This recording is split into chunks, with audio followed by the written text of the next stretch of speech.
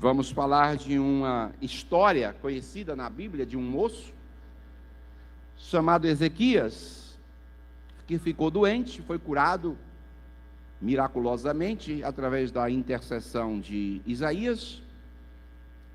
Houve um sinal profético, inclusive, na sua cura maravilhosa, e foi uma cura que repercutiu internacionalmente. Uma cura que repercutiu internacionalmente. É o que diz a Bíblia. A fama se espalhou e chegou até o rei da Babilônia. E o rei da Babilônia tomou conhecimento que o rei Ezequias havia se curado da sua doença, que estivera convalescido, se recuperado. E quando o rei Merodach Baladã soube, enviou cartas. Na época não tinha tecnologia, então eram os carteiros, os correios, que traziam as cartas. Então trouxe as cartas e um presente a Ezequias. Tem um texto no livro de Provérbios que o presente abre portas, e te leva à presença dos grandes. Então os presentes, eles são uma forma de você usar como abre-alas, como boas-vindas. Vai o presente na frente, quando o que enviou o presente chega, o ambiente já está, de certa forma, preparado. O ambiente já está favorável, digamos, para, quem sabe, algum pedido, alguma reivindicação. Então os presentes, eles têm essa possibilidade. É pecado, é errado você dar um presente? De jeito nenhum. Mas muitas vezes o presente ele pode ser utilizado como uma arma, como um instrumento de persuasão, como um instrumento de convencimento para uma finalidade, e às vezes pode ser uma finalidade escusa, não recomendável. Pois bem, a impressão inicial que se tem aqui é que o presente que foi enviado pelo rei de Babilônia era uma espécie de reconhecimento daquilo que Deus fizera na vida de Ezequias. Aparentemente inocente, Se olhasse assim, esse rei de Babilônia é bem sensível, Não é crente, mas é temente, porque tem muita gente, está vendo? Não é crente, mas é temente. Aqui está um perigo muito sério de muitas vezes a gente confundir, A gente às vezes quer tratar certas autoridades como se fossem servos de Deus. Elas podem ser até ministros de Deus, mas não servos de Deus. Tem diferença. Ministros de Deus é porque elas estão ali como autoridades que foram constituídas por Deus ou permitidas por Deus. Porque ninguém estaria se não fosse a permissão de Deus. Então eu acredito que o rei de Babilônia estava lá, claro, era uma permissão de Deus. Mas não significa que fosse um servo de Deus. Servo de Deus é quem está sob o governo de Deus. É quem está sob a orientação de Deus. E esses homens são pagãos, eles não têm nenhum compromisso com verdade, palavra, o evangelho. Não. Pode ser até bons governos, pode ser até governos honestos, podem ser até governos sinceros, mas não quer dizer que por conta disso seja um servo de Deus. São pessoas que fazem muitos um bom trabalho, mas não vamos misturar as coisas, dizendo, é porque um homem temente a Deus. Não. Nem todos os governantes que fazem bons governos sejam pessoas que sejam tementes a Deus. Mas independente de qualquer coisa, vamos voltar aqui à atitude de Merodach de trazer esse presente a Ezequias. Eu não sei o teor da carta. Eu tinha uma curiosidade de saber o teor dessa carta. Aí você diz, mas pastor, por quê? Porque eu tenho para mim que esta carta que foi enviada a Ezequias foi uma carta diplomática. Vamos pensar em relações diplomáticas, Quando você envia um embaixador para uma nação, representando o governo, e aquele embaixador vai levar a algum tipo de proposta daquele governante para que se organize, quem sabe, uma visita oficial. E geralmente são os embaixadores, os diplomatas, as pessoas que trabalham na embaixada, que são responsáveis em fazer essa interlocução de governos. Isso é muito comum.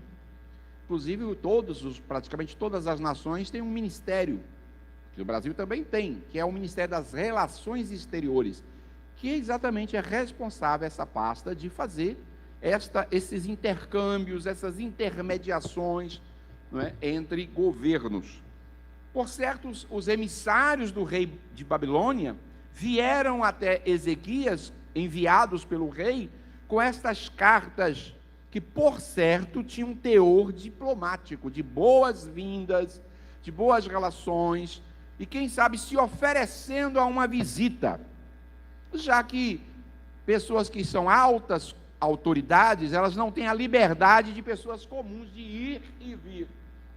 Todas as vezes que alguém se torna um governador, um presidente, uma autoridade de uma instância política, ela perde a sua liberdade de ir e vir.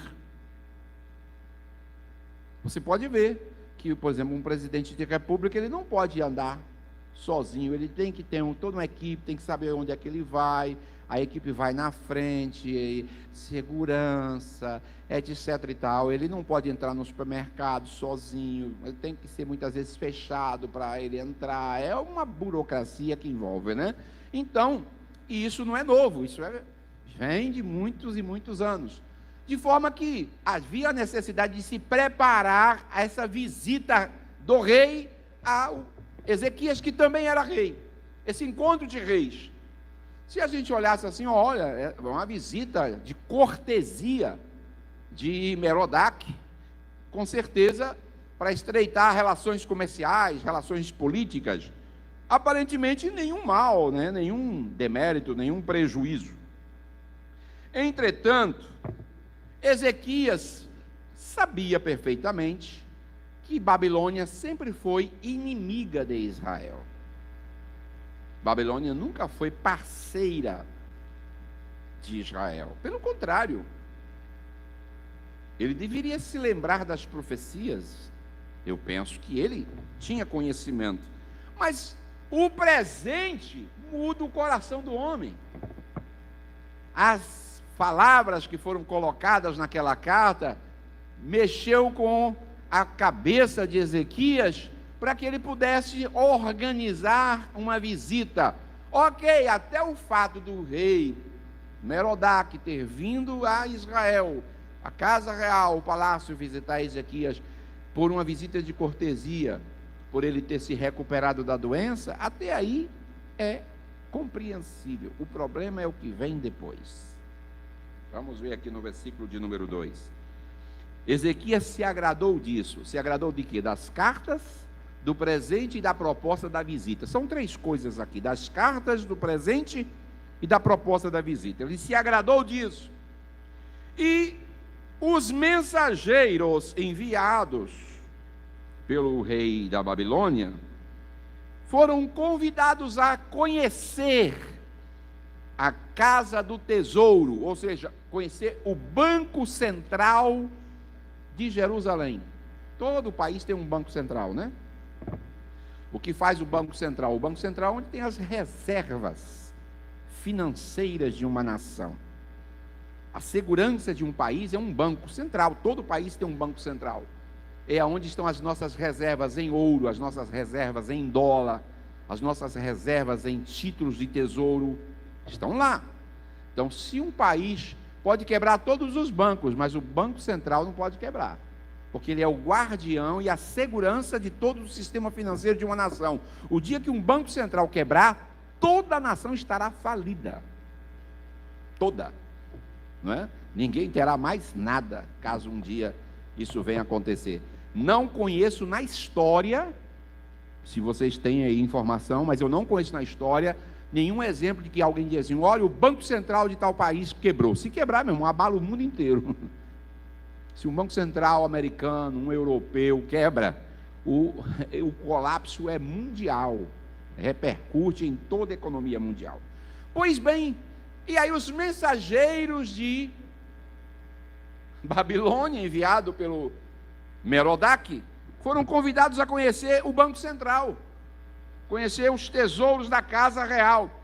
E lá estava a prata, lá estava o ouro, as especiarias, os óleos finos, o arsenal de guerra, todo o material bélico, tudo quanto se achava nos seus tesouros. Nenhuma coisa houve, nem em sua casa, nem em todo o seu domínio, que Ezequias não lhes mostrasse.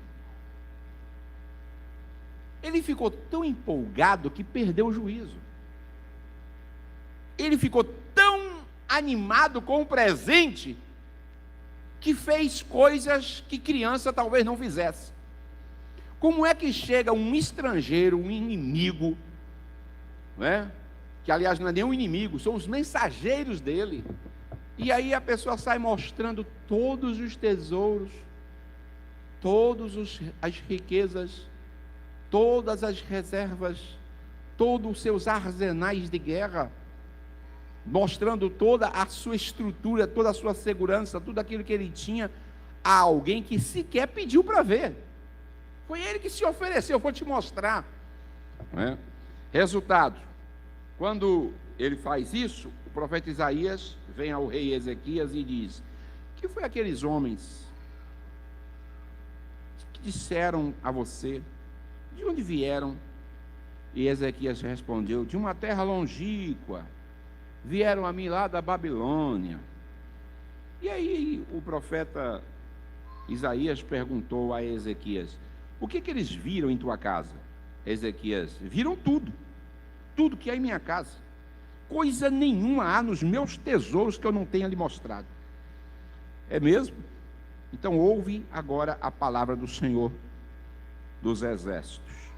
Eis que virão dias que tudo quanto houver em tua casa, com que entesouraram os teus pais até o dia de hoje, será levado para a Babilônia, não ficará coisa alguma, disse o Senhor. Veio a sentença, né? De imediato. Os camaradas terminaram de espionar, e aí vem a palavra de Deus por intermédio do profeta Isaías. Tem duas coisas aqui que eu preciso chamar a atenção. A primeira coisa é: por que Deus não mandou Isaías antes do mal acontecer e ido até Ezequias dizer para ele: olha, esses camaradas vieram espionar a terra, não mostre absolutamente nada dos tesouros da casa de Israel. Não permita, manda eles embora. Por que será que Deus não impediu a loucura de Ezequias? Bom, eu vou colocar aqui algumas possibilidades. São muitas. Primeiro, porque Deus não viola princípio de autoridade. Ezequias é um rei. A despeito do seu erro, a despeito da sua insensatez, da sua falta de vigilância, mas Deus não manipula autoridades. Cada um tem o governo que merece. Deus não manipula autoridades. Se as pessoas escolheram, Deus não vai interferir. Deixa eu te dizer uma coisa: quando alguém escolhe um prefeito, um governador, um presidente da república, ele pode fazer as loucuras que for, Deus não vai impedir. Vamos começar por aqui. Aí você diz: mas Deus podia impedir. Não, Deus não impede não. Porque imagine, Ezequias não é inocente. Ezequias conhecia a Babilônia. Ele sabia quem era Merodach. Ele sabia da fama de Merodach. Mas o problema é que quando as pessoas assumem posições, elas começam a ficar ensoberbecidas, envaidecidas, arrogantes, prepotentes, donos da verdade, que acham que têm as respostas e todas as razões, e aí não consulta mais o Senhor. A grande diferença que existe, por exemplo, entre Ezequias e Davi. Eu nunca vi Deus dizendo assim: Ezequias, é um rei segundo o meu coração. Eu nunca vi isso na Bíblia. Eu nunca vi Deus dizendo, Ezequias foi quem eu escolhi, o meu ungido, e vou confirmar o seu trono para sempre. Sobre Ezequias, eu nunca vi Deus dizer isso. Sobre Davi, sim. Mas há uma grande diferença entre Ezequias e Davi. E eu vou te falar onde está a grande diferença. Apesar de fraquezas, de erros cometidos por Davi, e são muitos, diga-se de passagem, mas havia algo muito interessante. Davi tinha a humildade de ouvir os seus conselheiros. Ele tinha em volta da mesa homens, os quais ele não ia à guerra sem consultar o Senhor. Dizia, orem, consultem ao Senhor, perguntem a Deus acerca dessa guerra, desse conflito, se eu devo ir ou não. E ele não ia para a guerra. Me pergunto, houve alguma guerra que Davi tenha perdido? Você tem conhecimento de alguma guerra que Davi tenha perdido? Não há uma só guerra que Davi tenha perdido. Mas também não há conflitos, guerras que Davi não consulte primeiro ao Senhor. Então Davi tinha um hábito de só fazer as coisas consultando ao Senhor. E quando ele fazia isso, dava certo.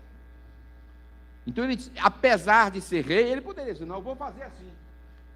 Pelo menos tem um episódio, aí sim, há um episódio na Bíblia que Davi foi desobediente. Foi quando ele resolveu fazer o censo e contar o número de soldados, de militares que havia no exército. E aí Joabe repreendeu e disse, Davi, você não deveria fazer isso. Mas aí Davi já está numa estatura, em um momento de governo sólido, em que ele disse, não, mas eu sei o que eu estou fazendo. E acabou não dando ouvidos aos seus conselheiros. Esse episódio ele não ouviu ninguém. E não reuniu seus conselheiros, não perguntou. Então aqui foi a grande falha, né? Uma das grandes falhas de Davi foi nesse episódio. E aí, meu irmão, Deus mandou o profeta lá assim, tem 3 coisas para você escolher. E aí você escolhe porque eu tenho que dar a resposta para quem mandou. Ou vai vir a peste, ou você vai cair na mão dos inimigos, 3 meses a espada correndo atrás de você. Diga aí o que é que você quer. Vou te falar uma coisa, nenhuma das sentenças ali presta. Todas 3 são terríveis. Aí Davi, quando ele se viu em apuros que não tinha o que fazer mesmo, tinha que dar uma resposta, ele disse, caia eu nas mãos do Senhor, porque são grandes as suas misericórdias. Está pensando que Deus poupou? A espada do anjo começou, mata aqui, mata lá, mata aqui, mata lá. Foi morrendo gente, meu irmão. Quando Davi viu que o povo estava morrendo por causa do erro dele, ele foi, se coloca, faz um sacrifício e disse, não, o senhor pode matar a mim e minha família. Esse povo aí não merece morrer por causa da minha desobediência, não. Olha aí, mais um exemplo de humildade. Ele disse, não, eu estou disposto. Que a espada se volte contra a nossa família. E aí faz um sacrifício, e Deus se agrada do sacrifício de Davi, e manda o anjo retirar a espada. E aí cessou a mortandade, e o problema foi resolvido. Mas, diferentemente de Davi, Ezequias não consulta o Senhor, ele faz... E aí depois entra o profeta Isaías, o que foi que você acabou de fazer? Quem foi esse pessoal que acabou de sair daqui do palácio? Esses aí são os mensageiros que vieram lá da Babilônia. Tu fez o que com eles? Mostrei tudo. Todo o meu domínio, todas as nossas riquezas, todo o nosso tesouro, todo o nosso arsenal. É mesmo. Tu fez isso? Fiz. Olha só o que Deus manda te dizer. Virá dias, tudo que é em tua casa, todos os tesouros que os teus pais até o dia de hoje acumularam, será levado para a Babilônia. Não vai ficar aqui coisa alguma, vai ser uma limpa. Vai levar tudo, disse o Senhor. Sabe o que me impressiona? Que se é uma outra pessoa, ia cair em choro e em pranto, em desespero. Isso não é boa a palavra do Senhor. Agora, olha aqui que disfarçatez de Ezequias. Que me desculpe a ausência, que toda ausência é atrevida. Onde é que está a minha irritação? Porque na cabeça de Ezequias, quando ele disse, é boa a palavra do Senhor, porque ele pensou assim, não vai ser nos meus dias, é dias futuros, então eu estou livre desse problema. Sabe aquela velha frase que o pessoal diz, pimenta nos olhos dos outros é refresco? Já viu essa? É o que Ezequias está querendo dizer. Não vai ser comigo. Eu fiz a desgraça, mas quem vai se lascar não sou eu, é os outros. Você já viu que muito governante faz isso? Faz uma desgraça no governo, mas quem vai assumir é o outro, ele que se lasque. Já viu isso? Aí um presidente faz uma desgraça lá e diz, mas é o outro que vai, ele que se rebente. Quando na verdade, um infeliz desse, tipo Ezequias, deveria entender que foi ele que plantou a tragédia. Foi ele que executou o mal, foi ele que errou, foi ele que praticou, mas são tão insensíveis, são tão frios, são tão perversos, que ele não está nem aí se o povo vai para cativeiro. E outra coisa, ele sabe, porque foi dito isso claramente, que os filhos deles vão pagar o preço. Isso é tão verdade que o texto bíblico vai mostrar lá na frente, que esses filhos de Ezequias foram levados e vazados os seus olhos, saíram em cadeias e com os olhos furados, levados cativos para a Babilônia, para cumprir exatamente aquilo que o profeta Isaías havia predito. Mas é como se mas é os netos, né? É a próxima geração. Então, se eu vou estar em paz, o resto que se lixe. Infelizmente, existe muita gente dessa natureza de Ezequias, que até tem boas qualidades. Não estamos dizendo, Ezequias não foi dos piores reis. Aliás, ele é contado entre os bons reis de Judá. Porque se você olhar Reino do Norte e Reino do Sul, todos, sem exceção, todos os reis de Israel, não escapa um. Não escapa um. Todos eles, estude a história. Livro dos Reis, livro de Crônicas, todos os reis de Israel foram maus, idólatras e perversos. Só houve alguns bons reis no reino de Judá. Entre eles, Ezequias é considerado um bom rei, apesar dessa besteira que ele fez. Ele é considerado Josias, Ezequias, Asa, Davi, né? Todos reis de Judá. Então são bons reis. Mas, embora a gente tem que chamar a atenção, porque isso aqui é uma questão histórica, mas eu quero trazer essa questão histórica para nosso contexto espiritual. Nós, como cristãos, muitas vezes somos assediados pelas pessoas que vêm inspecionar nossa vida. Nem todo mundo vai na nossa casa por amizade. Tem muita gente que vai na nossa casa para ver o que nós comemos, como nós cuidamos da família, como nós nos comportamos, o que nós falamos. Tem muita gente que vai na nossa casa não porque ama a gente, mas porque quer conhecer as nossas fraquezas, quer conhecer as nossas deficiências. É por isso que se assentar na nossa mesa deveria ser algo muito mais cuidadoso. A gente precisava ter muito cuidado com quem é que entra na nossa casa, na nossa cozinha, na nossa sala, que participa das nossas conversas, porque geralmente quando nós estamos em casa, a gente não se sente à vontade, e quando você está em casa, você relaxa, você se veste mais à vontade, você relaxa muitas vezes no que você fala, você conta coisas muitas vezes que são muito pessoais, muito íntimas. As pessoas começam a perceber toda a sua movimentação e intimidade, não é? E ali você não sabe que muitas vezes está sendo espionado.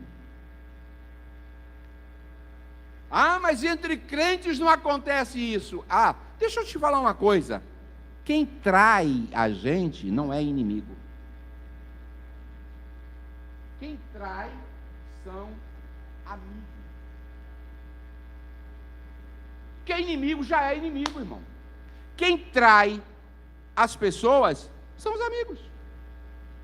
São aqueles que andam com a gente. São aqueles que comem com a gente.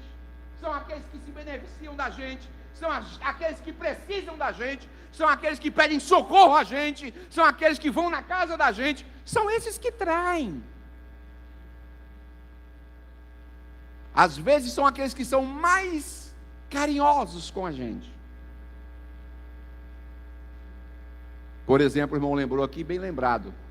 Jesus foi traído e a marca da traição foi o quê? Um beijo. Um beijo. Aquele a quem eu beijar é o homem. Está entregue. Pois é. Jesus foi traído por um amigo que ele considerava, ele tinha tanta confiança que era o tesoureiro de Jesus. Já pensou? De repente você nomeia alguém para um cargo de confiança, dá todos os poderes e aí amanhã aquele cara levanta o calcanhar contra você. Ele trai. E devo dizer uma coisa, traição dói. Dói mais do que uma porrada. Dói mais do que uma topada no dedão do pé. Porque não é uma dor que passa rápido. Ela gera feridas, sequelas, que leva tempo para cicatrizar. Leva tempo, não é de uma noite para um dia. Então a gente precisa ter muito cuidado. Quem está indo nos nossos aposentos? Eu aprendi com meu pai uma coisa que, por exemplo, ele dizia, e eu concordo, gênero, número, grau. Por exemplo, cama do casal.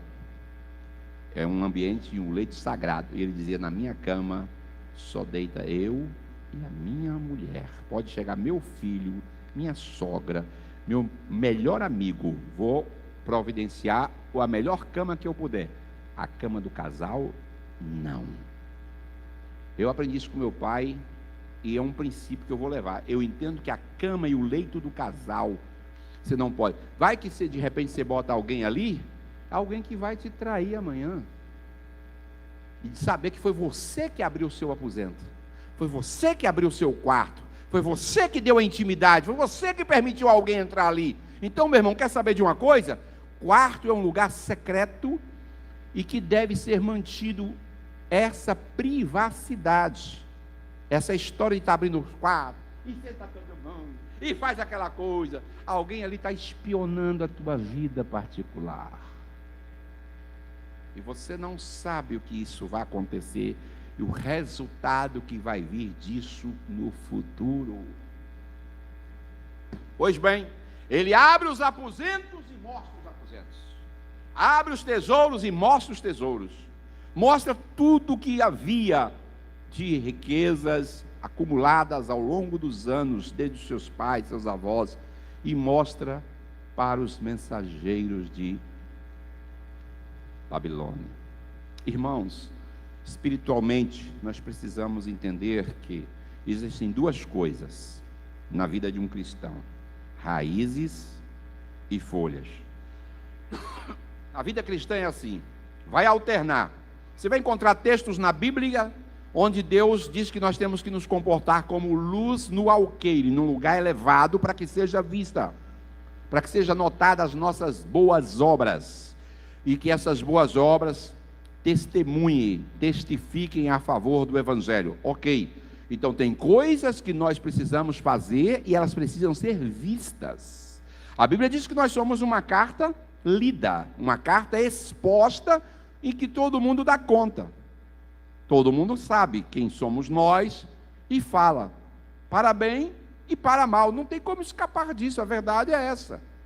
Mas, por outro lado, o próprio Jesus também nos dá algumas instruções em relação a não revelarmos, a não nos expormos. Porque a gente vive uma época de imensa, intensa exposição. Com a explosão das redes sociais, hoje a vida das pessoas não tem mais privacidade. Acabou a privacidade.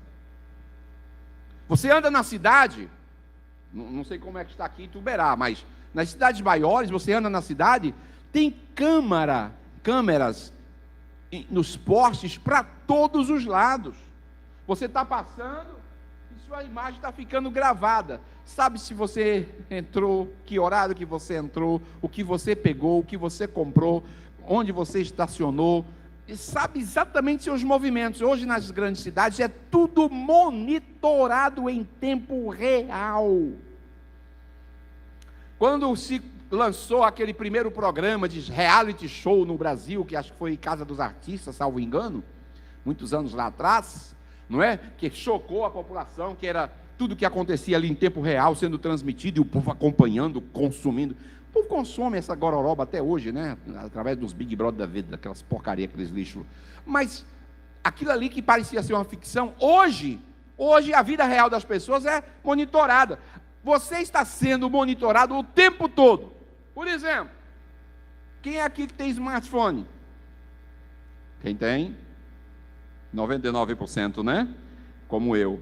Cada vez que você liga esse celular em Wi-Fi e tem um localizadorzinho aqui, uma gotinha que fica ligado, você está sendo monitorado.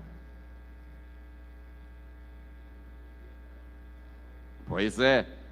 E os smartphones modernos, hoje, se uma pessoa se perder com o celular na mata, em qualquer lugar, dependendo se os mais modernos, um iPhone, enfim, esses de tecnologia mais avançada, se um parente ou alguma coisa tiver qualquer dado do celular daquela pessoa, peraí que eu vou descobrir onde é que ele está agora. Eu sei de casos de mulher que pegou homem no motel com o localizador do celular. Foi atrás, irmão. Foi descobrir onde esse cabra ruim está. E descobriu mesmo. Então hoje não existe mais privacidade. As pessoas são monitoradas em tempo real.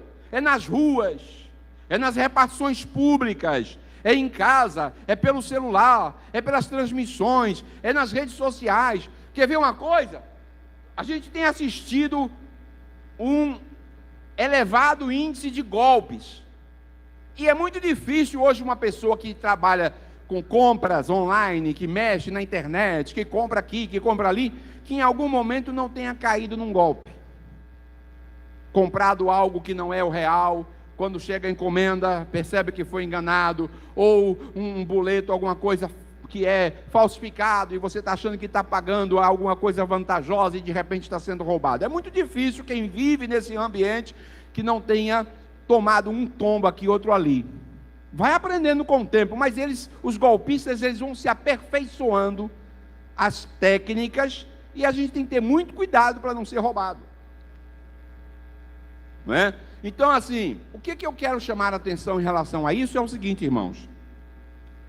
O grande problema que os golpistas se aproveitam é que eles sabem a sua vida.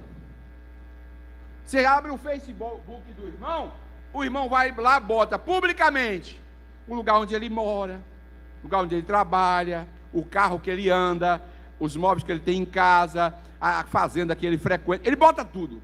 Aí o ladrão olha assim, opa! Ele começa a acompanhar em tempo real, o seu Facebook, e ele consegue acompanhar, seguir teus passos. E aí, meu irmão, você está dando de bandeja todas as informações gratuitamente para que o bandido venha roubar a sua casa, seus pertences. Por quê? Excesso de exposição, não é? Eu vi uma reportagem, um jornalista mostrando isso. De repente o camarada ficou assim, surpreso, porque o cara sabia tudo sobre ele, e ele ficou assim, como é que você sabe? Aí ele disse, está tudo aqui no seu Facebook, eu peguei aqui. Aí ele disse, rapaz, né? Então, esse excesso de exposição que as pessoas têm, de mostrar tudo, essa sede, né? Essa exigência da sociedade, exigência de quem está nas redes sociais, de ter que mostrar tudo, postar tudo, falar de tudo, porque hoje é assim, tem que falar de pastor, falar de igreja, falar de política, falar de arte, falar de quê, falar de tudo tem que se falar. Às vezes não sabe bulufa nenhuma, não tem profundidade nenhuma, mas quer se meter em tudo e falar de tudo, que não tem nada a ver. Se pelo menos fosse uma autoridade no assunto para falar, tudo bem, mas tem gente que se mete a falar do que não sabe, e a gente fica assim, às vezes, horrorizado, né? Ao ver as pessoas se envolverem nessas discussões infrutíferas, que não levam, não geram, não edificam, não produzem absolutamente nada. Então, tenha muito cuidado com esse excesso de exposição. Então, a nossa vida tem que ter um certo nível de privacidade. Ezequias não teve preocupação nenhuma com privacidade.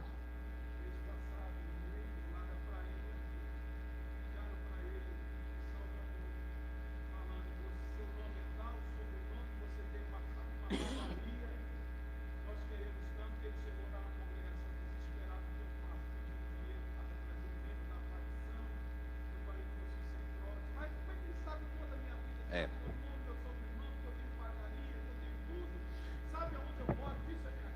Eles dizem seu CPF, sua RG, sua data de nascimento, teu endereço, diz tudo. Aí as pessoas dizem, não, deve ser do banco, não deve ser uma entidade, porque tá.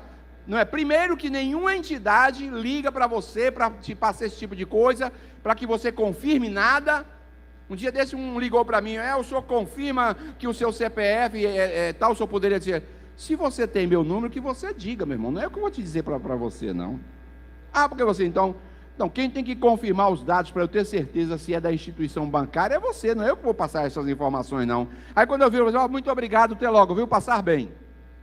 Vai ter que saber, mas as pessoas ficam, deve ser verdade, porque tem informações, porque muitas vezes você mesmo expõe suas informações em redes sociais, e aí vai alguém lá, um mensageiro qualquer, um espião qualquer, pega as suas informações e vai usar elas contra você, vai usar elas contra a sua família.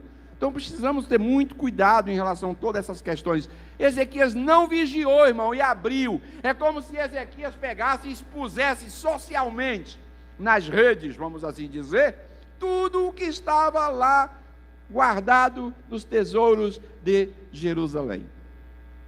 Existem coisas que nós não devemos expor. A Bíblia diz assim, olha, quando você tiver a sua necessidade, entra no teu quarto, tranque a porta, e fala ao teu pai em secreto, e ele te ouvirá. Olha aí.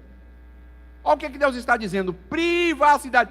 Tem gente, irmão, na hora da oração, ele bota assim, estou em momento de oração, vem orar comigo, e bota lá na rede social. Vai caçar o que fazer, meu irmão. Até na hora da oração tem que expor. Não, a Bíblia ensina assim, entra no teu quarto, fecha a porta, você em secreto, e ore ao teu pai, e ele te ouvirá. Não é para você chegar e dizer assim, igreja, olha, estou levantando 2h da manhã para orar. Irmão, isso é exibicionismo para dizer que é espiritual. Olha, eu oro, eu levanto todo dia às 4 da manhã, meu irmão, entro no meu quarto, dobro o joelho e falo com Deus. Que exibicionismo é esse, irmão? Tu aprendeu isso com Ezequias? Só pode ser com Ezequias. Ezequias é que está querendo se exibir, quanto tesouro que eu tenho, quanto ouro, quanta prata que eu tenho guardada aqui. Achando que estava fazendo um grande negócio, achando que estava fazendo um grande feito em mostrar algo que não era para ser revelado. Existem coisas da nossa vida pessoal que não interessa a Senhor nenhum. Todo mundo aqui tem alguma história secreta nas gavetas e nos porões da alma. Tem, sempre tem. Coisas que você não gosta de lembrar. Mas o problema é que quando alguém vai na sua casa, às vezes percebe os vestígios daquela história. Aí começa a olhar um álbum de foto, aí vê um negócio lá, fica curioso. Fulano, estou vendo uma foto aqui, rapaz, eu não lembrava de você desse tempo, não. O que é isso aqui mesmo? Aí você vai ser tentado a dizer algo que você não gostaria de dizer. Escute, irmão. Tem coisas no passado que é melhor deixar trancado a 7 chaves. Não vale a pena trazer de volta. Tem muita gente que tenta descobrir o passado de alguém para sujar a reputação da pessoa. Na política, então, o povo é mestre para isso. Tem que descobrir o passado desse político. A gente vai descobrir. Vamos cavar, vamos nos cartórios, vamos pesquisar onde ele passou, onde é que ela foi, onde é que ele teve, e vamos descobrir para a gente jogar aí na eleição. É uma desgraça. Por isso, o político deve ter tudo trancadinho, 7 chaves. E político tem uma coisa, viu? Tem que ter muito cuidado, porque às vezes são seus assessores próximos que hoje estão com você, que amanhã vão pegar a tua cabeça e botar a prêmio e vender para o outro lado. Tu quer a cabeça dele? Eu tenho um segredo. Você me paga quanto, eu te conto o segredo. Dependendo de quanto você me der, eu vou para o seu lado e entrego a cabeça dele de bandeja na tua mão.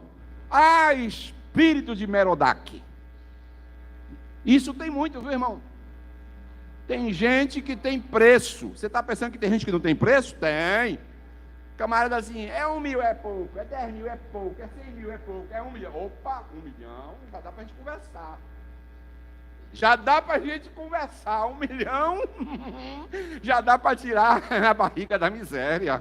Vamos conversar. Pois é, irmão, geralmente tem muita gente que tem preço. Alguém lá fora costuma dizer que todo homem tem o seu preço. Eu tenho o meu preço. Você sabia que eu tenho preço? Você tem preço? Pois é. Imagina aí quantos milhões é o meu preço. Tem ideia de qual é o valor do meu passe? Eu tenho um valor, o meu passe. Os jogadores não têm o valor do passe deles? Eu tenho, irmão.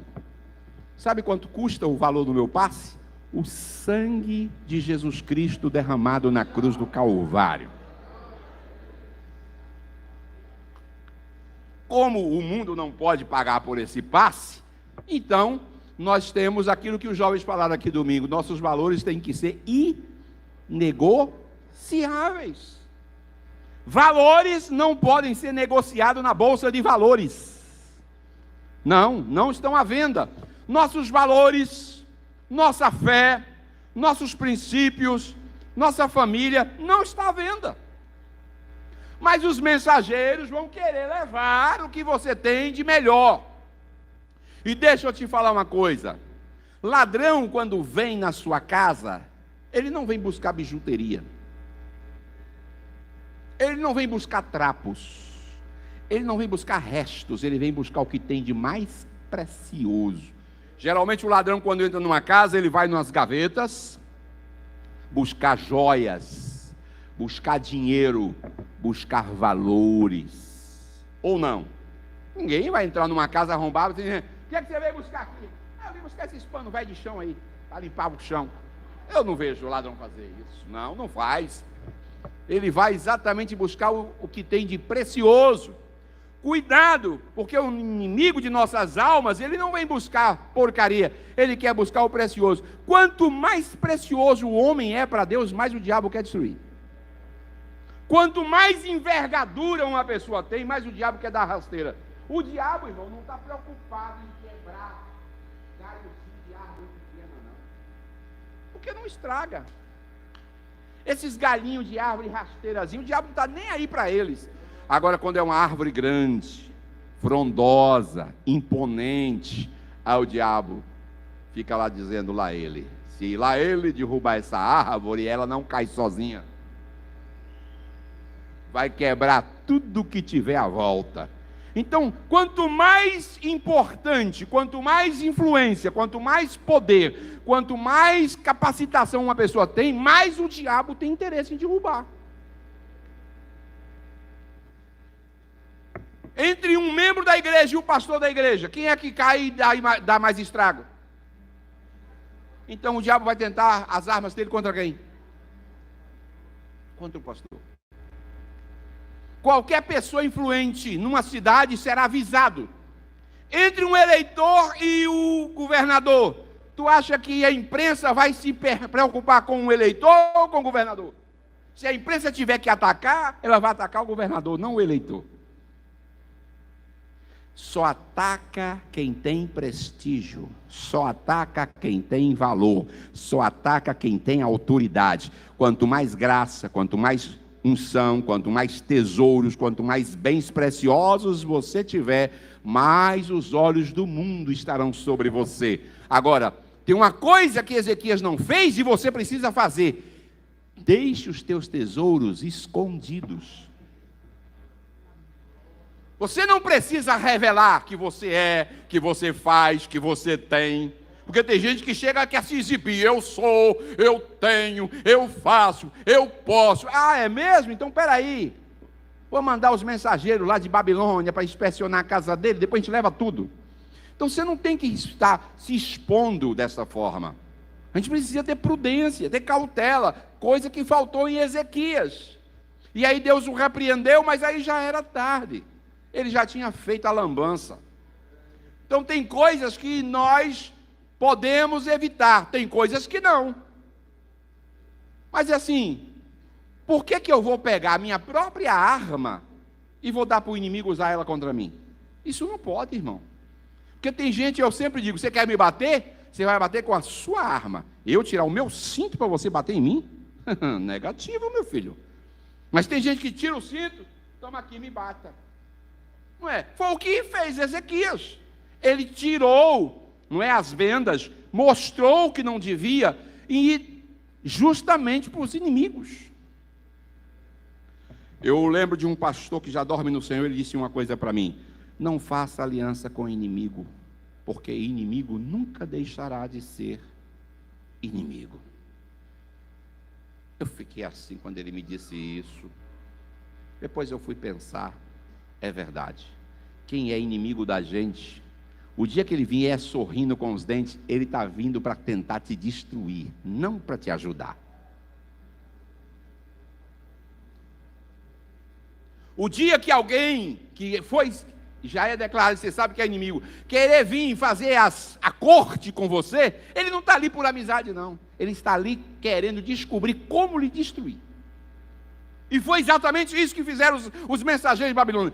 Vá lá e traga todo o relatório para a gente saber o que nós vamos roubar, saquear deles. E aí é interessante porque assim não tiveram nenhuma resistência por parte de Ezequias. Ezequias abre e mostra tudo, revela tudo. Nós precisamos saber que tem coisas entre nós e Deus que tem que ficar no segredo. A gente vive uma época, a gente já vai encerrar porque a hora acabou. A gente vive uma época em que as pessoas hoje têm uma dificuldade gigantesca de guardar segredos. Não é? Segredo só é segredo entre duas pessoas. A partir de ter 3 pessoas, não é mais segredo. Então, só é segredo quando é algo que só 2 pessoas sabem. Porque aí você sabe se o seu amigo é amigo de verdade, porque aí se vazar, você sabe, meu amigo me traiu. É claro! Você só contou para uma pessoa, então se você não contou para mais ninguém, porque você confiou e sabe que é segredo, então fica muito fácil saber que seu amigo te traiu. É muito fácil saber se seu amigo te trai. Conte um segredo para ele. E aqui eu vou dar uma dica, vou complicar a vida de um bocado de pessoa, mas eu vou dar a dica. Tu quer saber se o cara é seu amigo? Invente uma história e conte para ele. E espere o resultado. Porque você vai testá-lo. Se é uma história que não te compromete, mas é uma história que vai incitá-lo. Então você vai provocar, vou ver se esse cara é amigo mesmo. Conte a história e espere. E aí não conte mais para ninguém. Aí lá um dia você vai descobrir se a história vazou ou não. Se a história vazou, ele te traiu. Aí você pode se afastar, ele não é seu amigo. Amigos não traem. Amigos não entregam o outro de bandeja. Amigos não fazem rasteira para se beneficiar. A ninguém é amigo. Morre, mas não entrega. Eu estava assistindo um filme evangélico baseado em história real, de irmãos perseguidos na China, e eles evangelizando, passando versículos e mensagens dentro da cadeia, não é? Na China. Os irmãos sabem que lá o sistema é comunista, é terrível. E aí eles eram apanhados e para entregar os amigos, para dizer quem foi que passou as mensagens, de onde é que isso surgia. E eu vi o rapaz tomando choque elétrico, tomando porrada, apanhando, hematoma, porrada para lá e para cá. E é exatamente aquilo que acontece. E calado estava, calado ficou. Eles esperaram mais ou menos passar uns 15 dias depois para poder o pessoal relaxar. Quando o pessoal da segurança relaxou, olha eles de novo passando. Escondido, e a palavra sendo espalhada, e o evangelho sendo anunciado, ou seja, sem nenhum medo de enfrentar os inimigos, mas eles não entregam ninguém. Eu costumo dizer, e eu vou encerrar com isso aqui, que se tem uma coisa que a gente precisa aprender com a esquerda, politicamente falando, apesar de muita desgraça, muita coisa do Satanás que tem na esquerda, mas tem coisas boas que a gente precisa aprender. E aqui vai, por exemplo, ninguém larga a mão de ninguém na esquerda. Se uma pessoa perde a eleição na esquerda, eles dão cargos, dão assistência, dão emprego, dão oportunidades. Eles não os abandonam, eles são unidos. Eles defendem as bandeiras, eles não têm vergonha de assumir o que eles são. Eles não têm vergonha de ser corrupto, eles não têm vergonha de ser LGBT, eles não têm vergonha de assumir causas abortistas, eles não têm vergonha de ir para a rua protestar e defender as coisas mais doidas e loucas.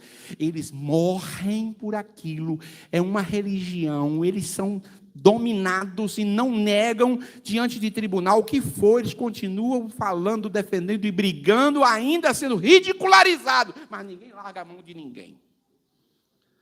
Se o cristianismo aprendesse a se comportar, pegando a ideia boa da unidade, da comunhão, de ninguém largar a mão, ninguém trair ninguém, porque é muito difícil a esquerda se trair.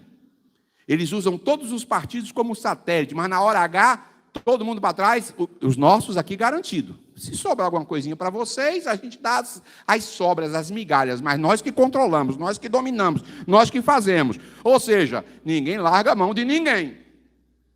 Então, esse é um princípio que o cristianismo devia aprender. O cristianismo deveria aprender também a comunhão, ninguém trair ninguém, defender a causa do evangelho, morra, ninguém mata, ninguém explora em relação à fé, mas morre por Jesus sem negar a sua fé e defendendo as causas e irmanados com seus irmãos falando a mesma língua. Então, esse tipo de princípio aí, parabéns para a esquerda. Não é de tudo ruim, né?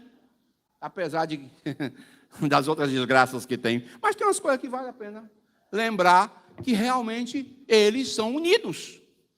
E outra coisa, eles perdem uma eleição hoje aqui e já começam a trabalhar amanhã. Eles não se desmobilizam, eles não se desorganizam, eles não se entregam, eles não cantam derrota, eles são sempre, de cabeça erguida, como se nada tivesse acontecendo. Não é assim não, meu irmão? E os candidatos é o mesmo. Pode ser o ladrão que for, o vagabundo que for, o malandro que for, está lá, de cabeça erguida. Quem quiser não gostar, quem não gosta, está nem aí, entra de cabeça. E a gente, por qualquer coisinha assim, vergonha, fica parecendo uns cachorrinhos. Sabe? Com vergonha. A gente se envergonha da nossa fé. A gente se envergonha da nossa palavra, a gente se envergonha da verdade, a gente se envergonha de defender o evangelho. E eles não têm vergonha de defender desgraças. Eles não têm vergonha de defender o pecado. Eles não têm vergonha de defender a mentira. Eles não têm vergonha de defender tudo que não presta. Defende traficante, defende abortista, defende bandido, defende tudo. Cabeça erguida. Está apanhando no Congresso e estão defendendo lá. Ou eu estou mentindo? Ou eu estou mentindo? É verdade ou mentira? Se você não disser, para mim não interessa. Se você vai concordar ou não. Eu não falo mentira. Pastor, o senhor é encrencado com a esquerda. Eu sou, irmão. Tudo que não vale nada que é mentira, eu desço o pau. Não gosta, não? Então você está no lugar errado. Porque aqui não é lugar de vagabundagem. Aqui não. Aqui não é um Congresso Nacional. Aqui não é um ambiente político. Aqui é um ambiente cristão. Então aqui meu compromisso não é com ABC, meu compromisso é com o Evangelho. Palavra, a verdade. Se você gostar, maravilha. Se você não gostar, é um sinal de que você não está convertido. Quem não gostou de tudo que eu falei aqui é porque está verde na fé.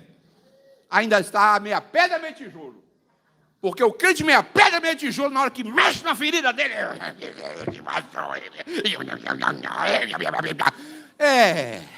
Vou orar para Jesus te converter.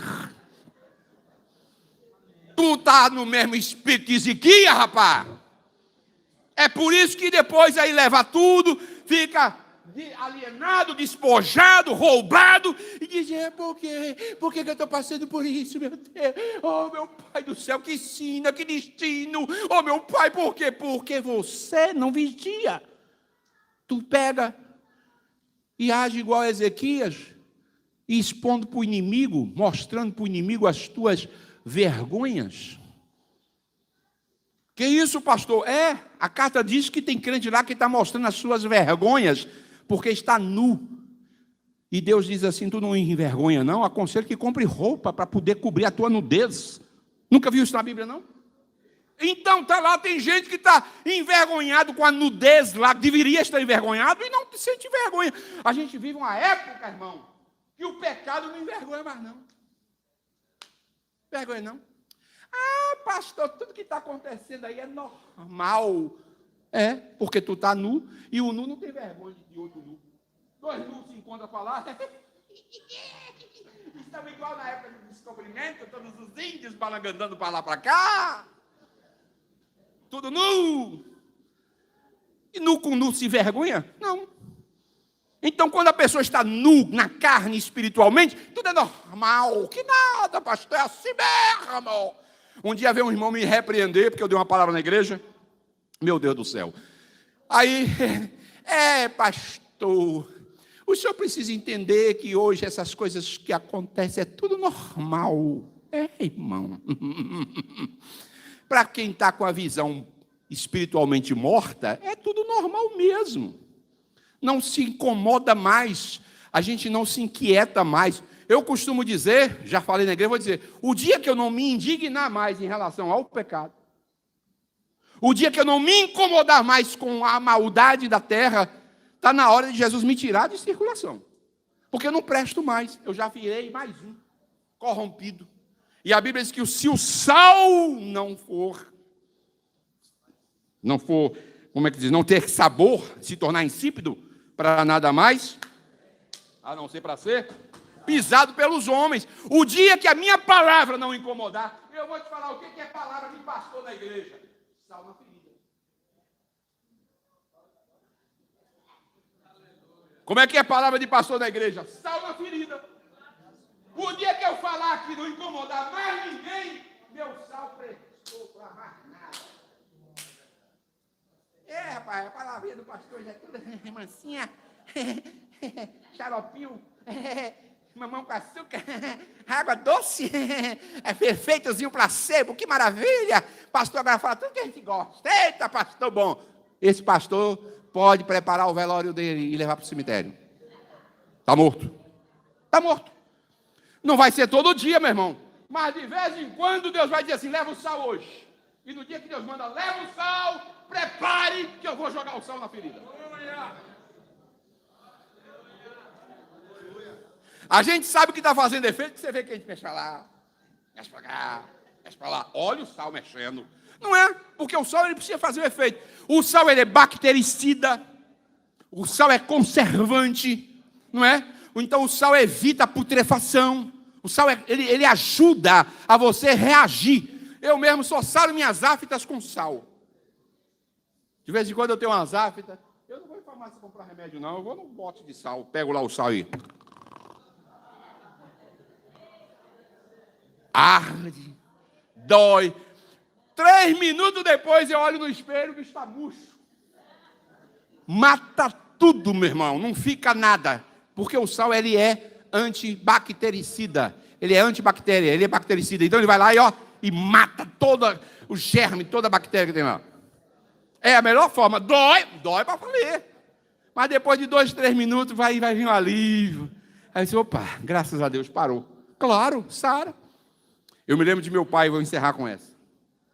Ele tinha uma ferida na perna, e ele passava pomada, passava não sei o quê, nada resolvia. Aí um dia ele deu uma doideira na cabeça, ele disse, vou sarar essa ferida. Pegou um sebo, botou dentro de um negócio assim, e começou aquele bicho fervendo, derretendo na gordura ali. Na hora que o bicho derreteu, ele pegou quente e jogou em cima. Aí você é doido. Doido uma conversa.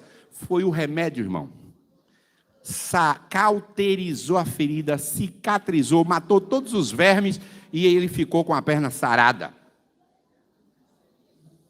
Mas se fosse esperar a pomadinha, ai, não bota não que arde, ai, não bota não que dói, estava talvez com a perna doente, não é? Então tem que ter coragem e usar aquilo que sara, aquilo que gera resultado. Então muitas vezes a palavra vem, traz um impacto dentro da gente, nos incomoda, nos dá uma balançada para lá, E outra coisa, pensando que é só com vocês, não é comigo, meu Deus, de vez em quando me pega pelo pescoço, assim, me dá uma sacudida para lá. Eu falo, ei, meu Jesus, pode tratar, meu pai. Estou precisando mesmo de um tratamento de choque, para tomar jeito e emendar, né? Consertar. Então é isso. Mas lembre-se de uma coisa, os mensageiros que vêm trazer muitas vezes presente, querer tapinha nas costas te agradar, está querendo espionar a sua vida, saber os teus segredos, depois usar isso contra a sua vida. Vigia, cuidado. Nem todo mundo que diz que são amigos de verdade. Ore, peça sabedoria a Deus, peça graça a Deus. Cuidado com os teus aposentos, cuidado com o teu celular. O celular deveria ser algo privativo e íntimo. Devia. Só que o celular deixou de ser algo privativo. O celular se tornou uma ferramenta de expor a vida da gente. Eu saí das redes sociais quando eu estava em Coité e nunca mais voltei. A mulher ainda está, dependesse de mim, ela já tinha saído. Eu não tenho Instagram, eu não tenho Facebook, eu uso ainda o WhatsApp. Vim usar aqui, não tinha. Muito mais por questão da necessidade de comunicação. Mas a gente tem que ter muito cuidado com essas pragas. Porque isso expõe a vida. E o que é de gente que chega, pega uma foto sua, quer fazer uma montagem, e diz, olha, passou lá, está vendo? Olha o irmão fulano com a cerveja em cima da mesa. Tira o rótulo, bota qualquer coisa lá na montagem e diz que tu estava tomando cerveja. Daqui que tu chegue para explicar, tu já sofreu na boca do povo. Então, quer um conselho? Se afaste de rede social, se afaste de exposição, seja mais privativo, seja mais cuidadoso com a tua imagem, seja mais cuidadoso com a tua família, se preserve e busque mais o Senhor para que Ele te dê sabedoria, te dê inteligência e te guarde, te livre de todo mal. Amém. Vamos orar, que Deus nos ajude, que Deus nos guarde no seu grande amor.